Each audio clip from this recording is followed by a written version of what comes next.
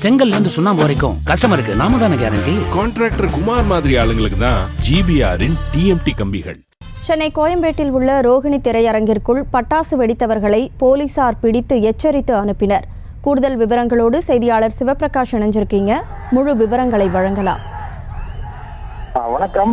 தற்போது இந்த அஜித் நடித்திருக்கக்கூடிய தீனா திரைப்படமானது இங்கு சென்னை கோயம்பேட்டையில் உள்ள ரோகிணி திரையரங்கில் திரையிடப்பட்டிருக்கின்றது. இந்த காட்சியை பார்க்க வந்த ரசிகர்கள் உள்ளே திரைப்படம் ஓடிக்கொண்டிருந்த போது உள்ள பட்டாசு வெடித்து அதன் காரணமாக அங்க பரபரப்பு ஏற்பட்டது.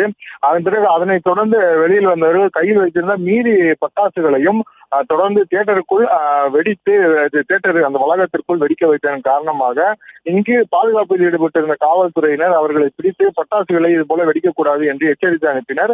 அதாவது ரசிகர்களின் கொண்டாட்டத்தின் ஒரு பகுதியாக அந்த பட்டாசு வெடிப்பது என்று இருந்தாலும் இங்கு வெடிக்கப்பட்ட அந்த பட்டாசுகள் கிட்டத்தட்ட அந்த நாட்டு வெடிகுண்டு என்று சொல்லக்கூடிய அந்த வெடிகுண்டுகளின் ரகம் என்பதன் காரணமாக மக்கள் பொது இடத்தில் அதிகமாக பொதுமக்கள் கூடக்கூடிய ஒரு இடத்தில் இந்த பட்டாசுகளை வெடிக்கக்கூடாது என்பதன் காரணமாக அவர்களிடம் எச்சரித்து இனி இந்த பட்டாசுகளை இந்த வளாகத்திற்குள் வைக்கக்கூடாது என்று கூறிவிட்டு அவர்கள் உடனடியாக அங்கிருந்து கிளம்பி செல்லுமாறும் வலியுறுத்தினர். அதன் பிறகு தங்கள் ஒரு கொண்டாட்டத்தின் காரணமாகவே இதை செய்வதாக காவல்துறையினரிடம் விளக்கம் சொல்லி அந்த இளைஞர்கள் அதன் பிறகு இங்கிருந்து கிளம்பி சென்றனர்.